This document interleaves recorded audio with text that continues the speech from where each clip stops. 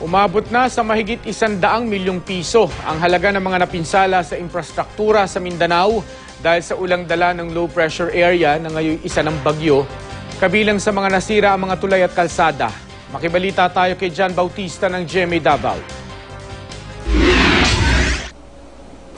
Gumawa na ang DPWH ng mga pansamantalang tulay at mga footbridge sa mga lugar sa Davao Oriental kung saan nawasak ang ilang tulay dahil sa pagragasa ng tubig sa mga ilog.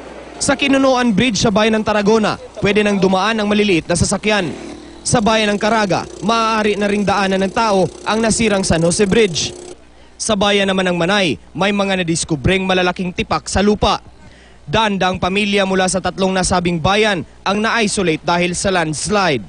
Kailangan mang sumakay pa ng bangka para marating ang bayan ng Baganga. Nasira kasi ang Manurigaw Bridge na nagkokonekta sa Baganga sa bayan ng Caraga.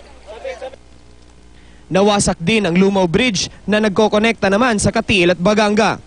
Wala mang naitalang malaking pinsala sa Baganga, nagkakaubusan naman ang supply ng bigas kaya tumaas ang presyo nito.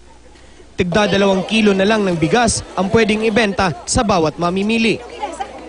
Nakatakda na raw mag-supply doon ng mas maraming bigas ang National Food Authority. Dumating na rin sa Baganga ang Navy boat ng Eastern Mindanao Command na galing sa Davao City.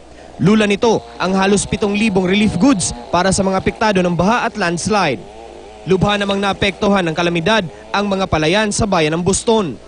Puspusan ngayon ang clearing operation sa lugar na na-landslide para mabilis na madala roon ang relief goods. John Bautista, Nagbabalita, Pilipinas.